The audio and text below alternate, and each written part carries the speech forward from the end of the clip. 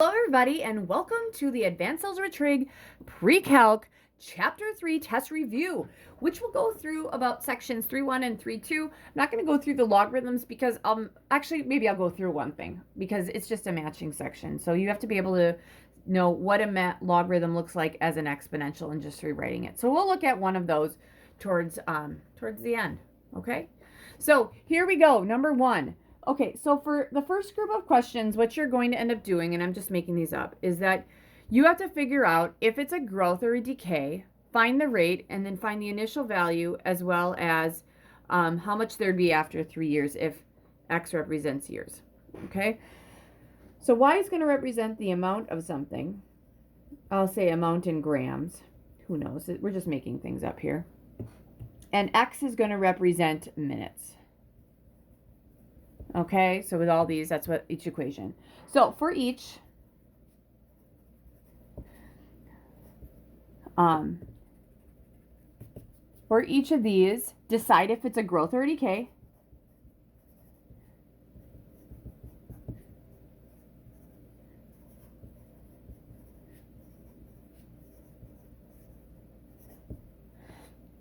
The rate of growth or decay.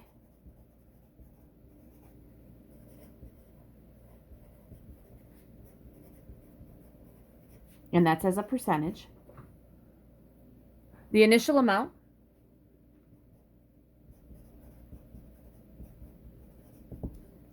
Sorry, I'm getting sloppy here. And the amount after 6 minutes. All right, so here's my first one. I'm only going to give you guys 2 of them. So this will be A. Let's go with Y equals 48 times 1.13 raised to the X. And this will be my B. We're going to go with Y equals 16 times 0.74 raised to the X. All right, so those are my 2. All right, so first off, is it a growth or a decay? This guy is a growth because if you think about it, if I was making a table, I'd start at 48 and then I'd keep multiplying by 1.13. This is going to be a growth. Okay, then the rate of growth or decay. So think about it. This would be, as a percent, it'd be 113%. Everything starts at 100%, and if it's going to 13%, wouldn't that be an addition of 13%? So this is an increase of 13%. Next, the initial amount. Now, I don't want you to get so used to it just being that first number because remember that we do have an equation where the first number is not it. So I would say, okay, we're going to look at the point 0 something because that would give me my initial amount. That's my or my y-intercept. So I'm going to have y equals 48 times 1.13 raised to the 0. Well, anything raised to the 0 is 1. That's times 48. That's your y. Y equals 48.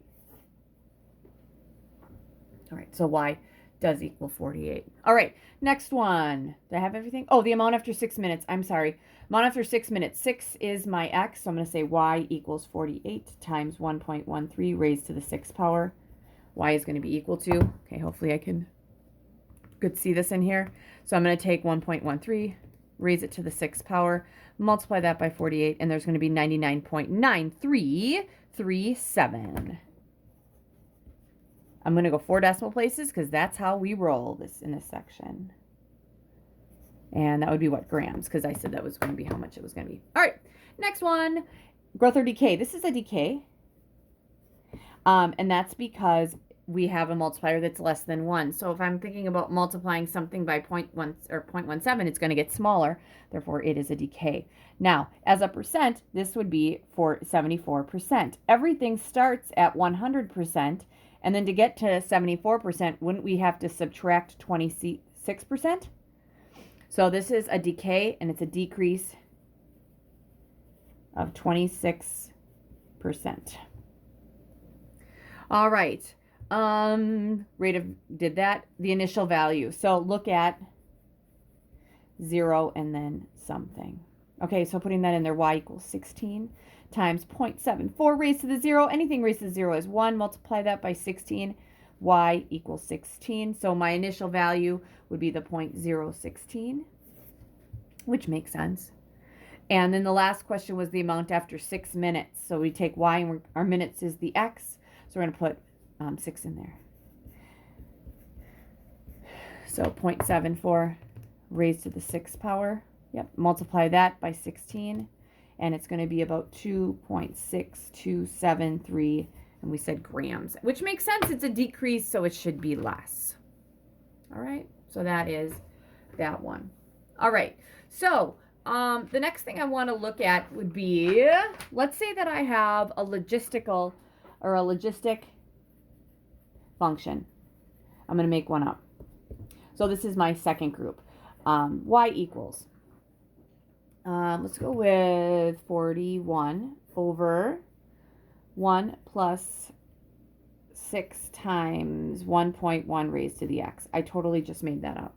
What we're going to do here is we're going to find the initial value, and we're also going to find, the limit to growth.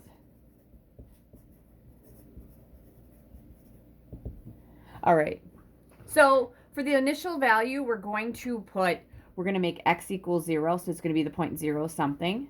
So here we're going to make x equals 0, and we'll solve. So y is going to equal whatever 41 over 1 plus 6 times 1.1 raised to the 0 power is. So it's going to be 41 over 1 plus. Okay, anything raised to the 0 is 1. 1 times 6 is 6. 6 plus 1 is 7. 41 sevenths is your y. I think it's pretty nasty. So that's your initial value. Your limit to growth, you can look at the graph if you guys want to. But remember, it's always the numerator, because as the numerator gets bigger, bigger, bigger, as it keeps getting bigger, your whole fraction is going to get smaller. And as it gets smaller and smaller and smaller, we're going to get closer to 41. So my limit to growth is 41.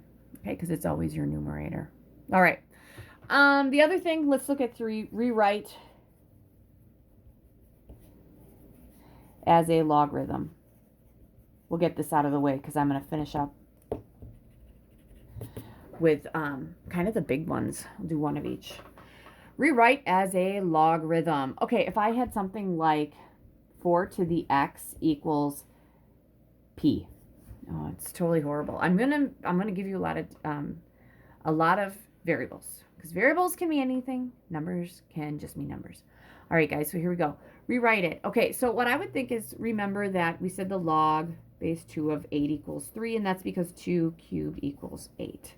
So if I go 2 to the 3rd equals 8, I'd have to go like 2 to the. So what are we doing here?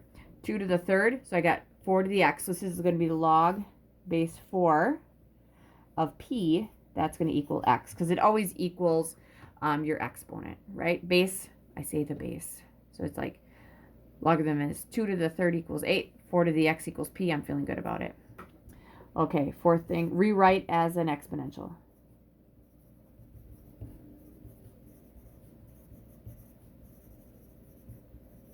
And I'm going to keep this in mind.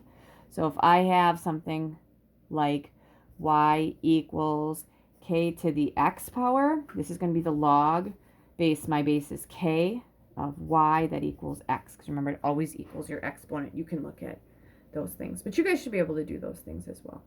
All right, the last two examples we're going to do, and I'm going to totally make up both of them, is, okay, this would be what? Number 5. Write the exponential function, or the equation,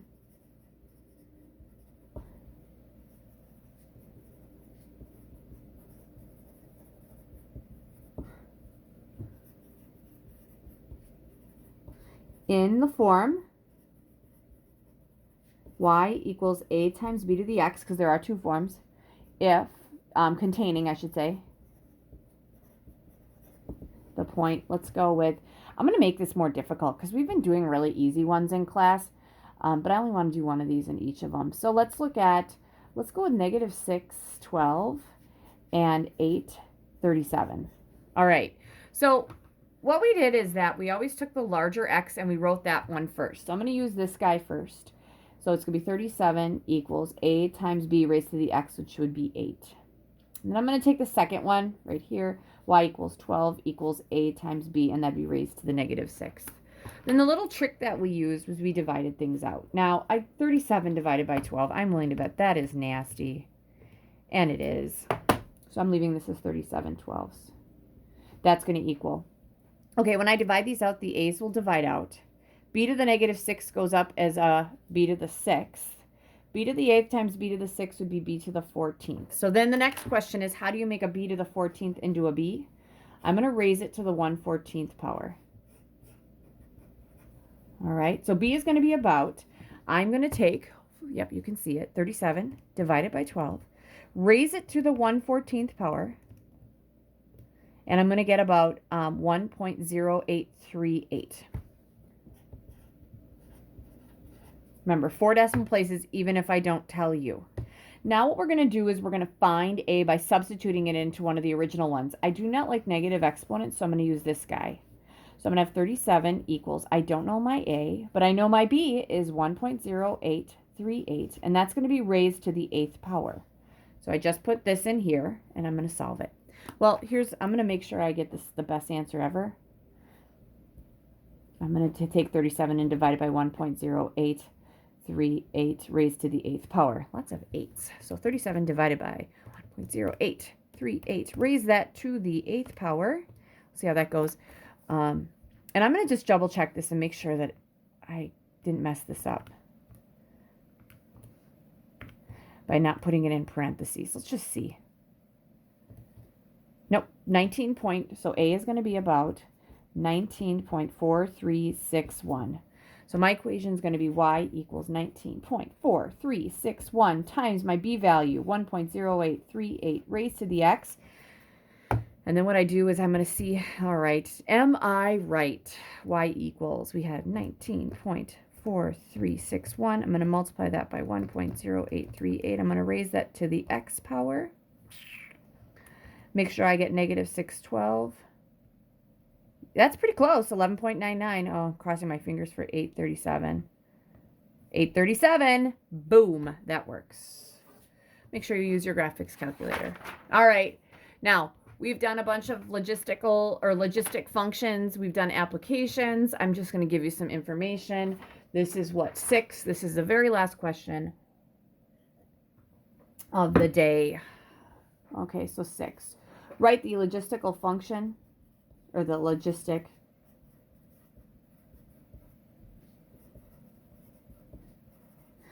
whose limit to growth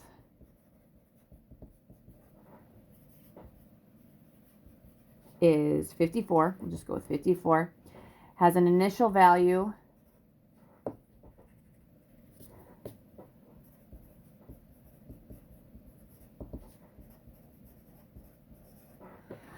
of, I'll make it small, 3, and contains the point. Okay, let's go with 714. So boring, 714. I just doubled it, but that's okay. So we've had applications, and these are the things you have to find. You have to find a limit to growth. You have to have an initial value. In this case, it's 3, and then another point.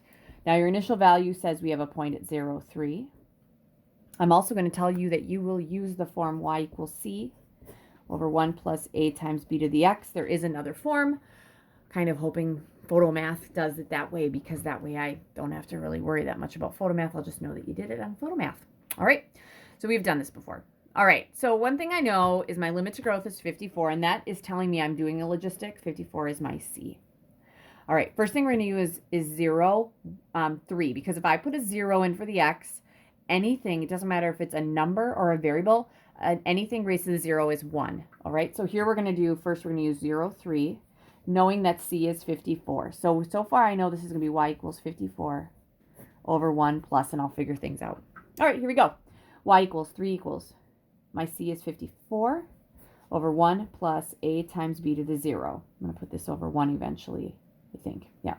So I'll go with 3 over 1 equals 54 over, okay, b to the 0 is 1. This is 1 plus a. Oh, this isn't going to be bad. Multiplying these cross products, we're going to have 3 times a 1 plus a equals 1 times 54 is 54. I'm going to divide it by 3. 1 plus A equals 54 is divisible by 3. I did not mean for that to happen, but it's 18. Subtract 1, A is 17. Okay, now, I know I'm going to go through this probably quickly, but I kind of want to get to the answer to see if I'm right. But I will go through this slower. But remember, I don't really know. I'm making this up as I go, you guys. I am just trying to make sure that I get the right answer with my calculator. But I'll take this slow. All right, next thing, 714. So I know my A is 17. So it's going to be something, and then I'm going to have probably a nasty decimal raised to the X. That's my A. All right, now we're going to use 714. Y equals, we're going to have 14 equals. My C value is 54 over 1 plus my A is 17. I don't know my B value, but I know it's raised to the 7th. I'm going to put this over 1. Cross products. 1 times 54 is 54. That's going to equal 14 times whatever 1 plus 17 times B to the 7th is. All right, next thing I'm going to do is divide by 14. I'm willing to bet 54 divided by 14 is not great. No, it isn't. So we're going to leave it alone. You don't even have to simplify it. It's not necessary. Because I'm going to use my calculator at the end anyway. Next, we're going to subtract 1. Divide by 17. Oh, this is super nasty. But every time I write this, I'm just thinking I'm going to take 54 divided by 14, subtract 1 divided by 17. That equals B to the 7th. Now I'm to the point where I'm going to be able to say what B is in just a second. I'm going to raise each thing to the 1/7 power. All right, here we go. Let's see how much of a glare I have here. Oh, it's not too bad. So I'm going to take 54, divide it by 14, subtract 1. Then I divide by 17. Then I raise it to the 1/7 power. And I'm getting 0.7751. And I'm crossing my fingers that that's right. And it's raised to the X. So in my calculator, I'm going to put this thing in here and go 54 divided by 1 plus 17 times 0.7751. I'm going to raise that to the X. And I want to make sure that I have these points in here. So cross my fingers. 7's probably the easiest one. 7, yep, 14. Good with that. That's really close to 14. And 0.3. There it is. I'm feeling good about it. Okay, so that's it. All right, and that is your review. We also have a pair deck. We did a pair deck last week. You guys should be pretty prepared and know what you're doing. I also have a review optional assignment on Math Excel. All right, good luck.